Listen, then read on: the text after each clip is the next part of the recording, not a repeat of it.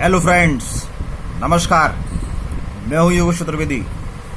Friends, first chapter के बहुत सारे वीडियोस में अपने आवेश के बारे में बहुत सारी जानकारी इकट्ठी की है, लेकिन उस जानकारी के आधार पर अभी कुछ ऐसे क्वेश्चंस हमारे माइंड में आ सकते हैं जिनको आज के वीडियो में मैं आपको बताने वाला हूं। फ्रेंड्स, कुछ स्टूडेंट्स के क्वेश्चन जो मुझसे पूछे गए थे पहले पढ़ाते समय, आज वो क्वेश्चंस मैंने इस वीडियोस के माध्यम से आपके सामने रखे हैं। मुझे उम्मीद है आज के वीडियो को यदि आप पूरा देखेंगे तो हो सकता है ये क्वेश्चंस चार्ज को पढ़ने के बाद आपके माइंड में भी आए हों और आज के वीडियो से उन क्वेश्चंस का आंसर आपको मिल जाए। तो फ्रेंड्स, एक क्वेश्चन है, क्या आवेश को जोड़ा जा सकता है? तो जी हां फ्रेंड्स, आवेश को हम जोड़ सकते हैं। आवेश एक योज्य राशि है।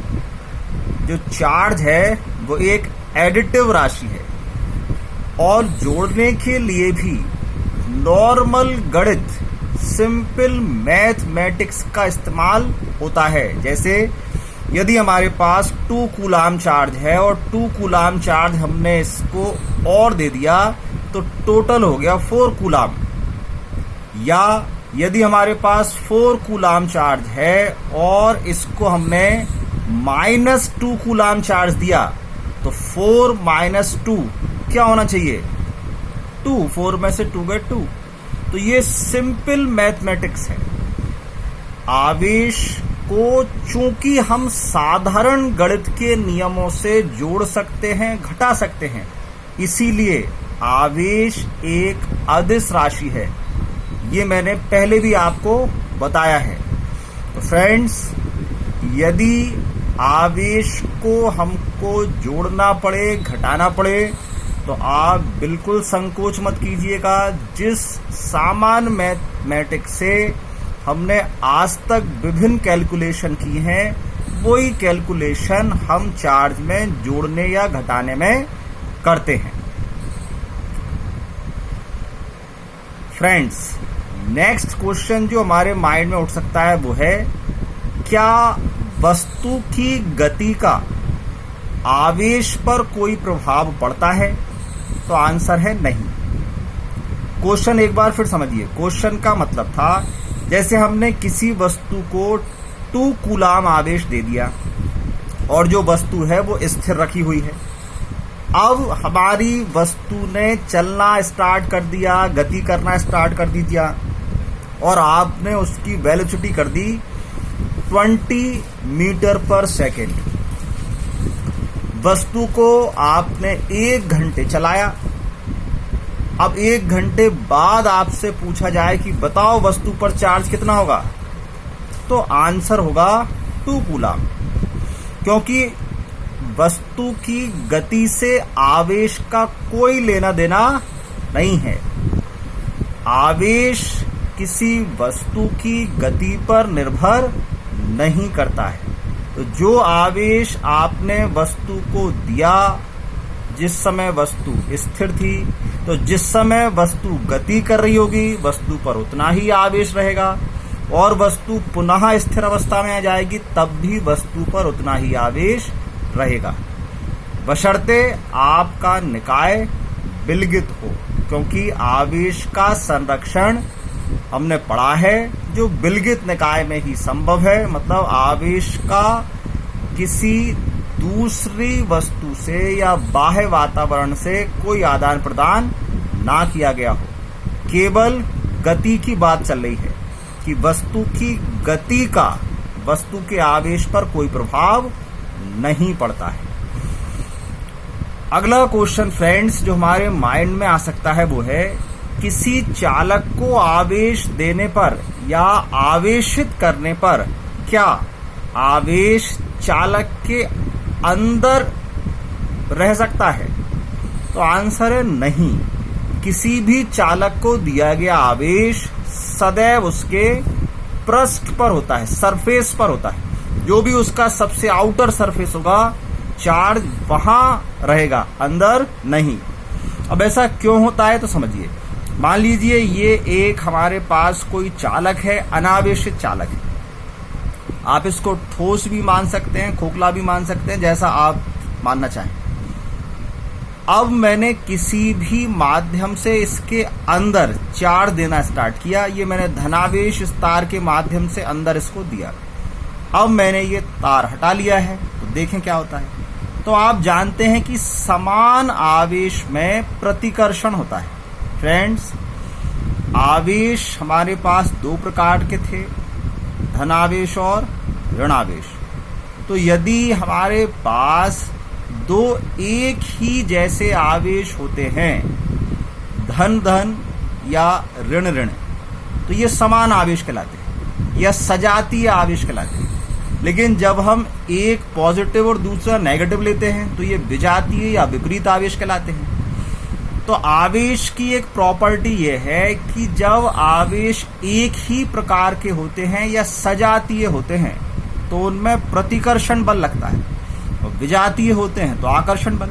तो अभी मैंने यहाँ पर पॉजिटिव चार्ज दिया है। यदि मैं आपसे पूछूं कि बताओ इस पर टोटल चार्ज कितना है, और इस एक चार्ज की वैल्यू 1 कूलाम है, तो हमने यहाँ क्या सीखा था कि हम सामान्य गणित से जोड़ सकते हैं। तो ये 1 पॉजिटिव, ये 1 पॉजिटिव, ये 1 पॉजिटिव, तो क्या 3 कूलाम। तो हमने ये 3 कूलाम चार्ज इसको अंदर दे दिया।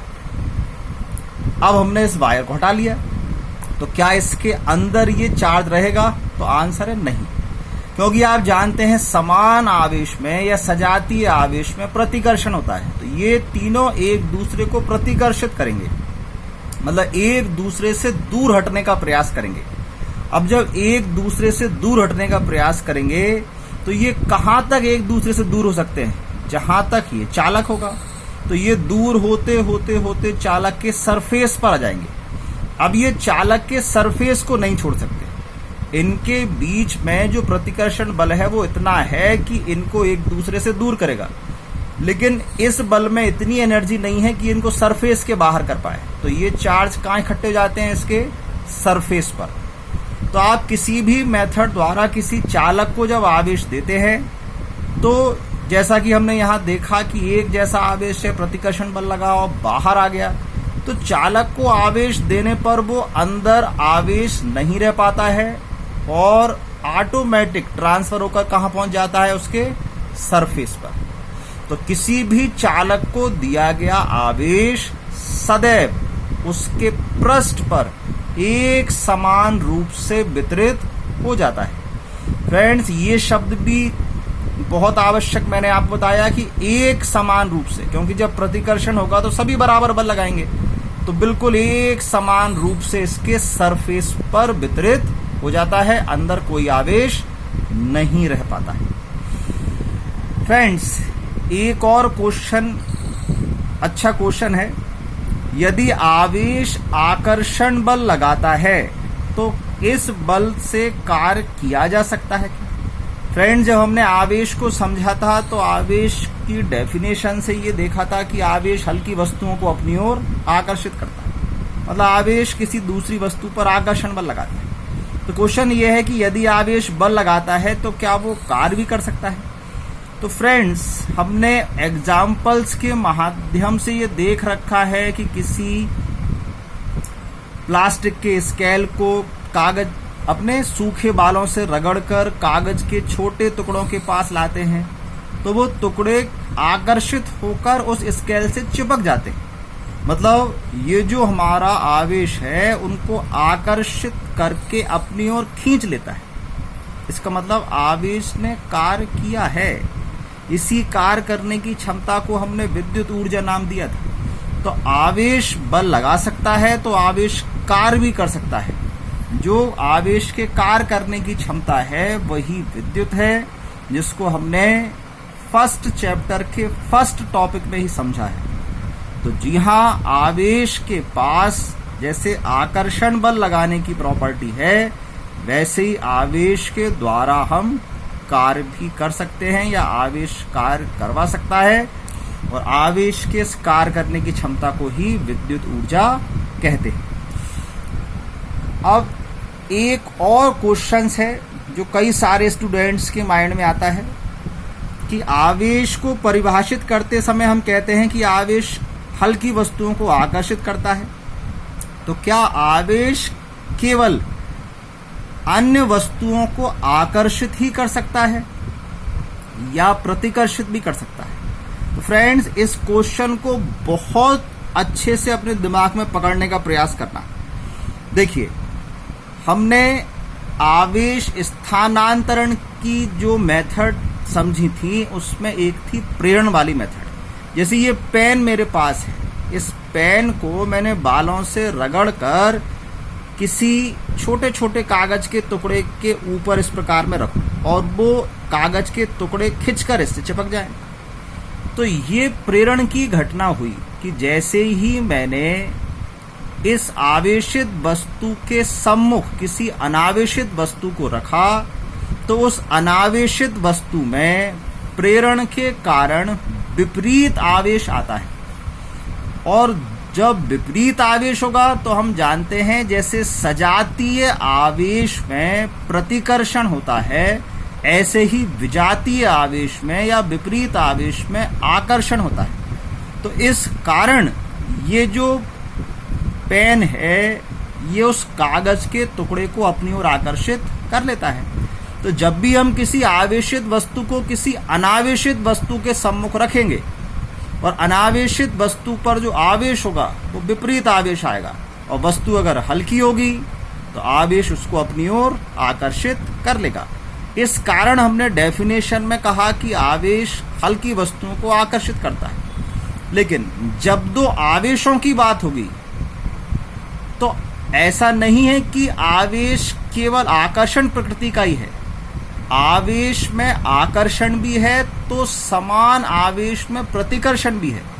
यदि सामने वाली वस्तु ऑलरेडी आवेशित है और हमारी वस्तु और सामने रखी वस्तु दोनों पर आवेश जो है वो समान प्रकार का है, तो ये एक दूसरे को प्रतिकर्षित करेंगे। लेकिन विपरीत प्रकार का है तो आकर्षित करेंगे। और यदि हमारी वस्तु अकेली आवेशित वस्तु है, सामने रखी वस्तु अनावेशित वस्तु है, तो फिर प्रेरण होगा और प्रेरण के कारण वस्तु सामने रखी हुई हल्की वस्तु को आकर्षित करेगी। तो मेरा कहने का तात्पर्य था कि समान आवेश में प्रतिकर्षण होगा, विपरीत प्रकार के आवेश में आकर्षण होगा। लेकिन जब भी हमसे ये पूछा जाएगा कि आवेश अपने सामने रखी वस्तु के साथ कैसा व्यवहार करेगा, यदि वस्तु अनावेशित है तो अनावेशित वस्तु पर प्रेरण के कारण हमेशा आकर्षण बल ही लगेगा। तो इस प्रकार फ्रेंड्स, ये कुछ इम्पोर्टेंट क्वेश्चंस थे जो आवेश के बारे में आपके या हमारे माइंड में ज़्यादा उछल कूद मचाते थे। तो इन क्वेश्चंस को मुझे उम्मीद है आज का वीडियो देखने के बाद आपके जो भी डाउट थे इन क्वेश्चन से संबंधित वो दूर हो गए होंगे। फिर मिलेंगे फ्रेंड्स किसी नए वीडियो में नए टॉपिक के साथ। तब तक के लिए नमस्कार।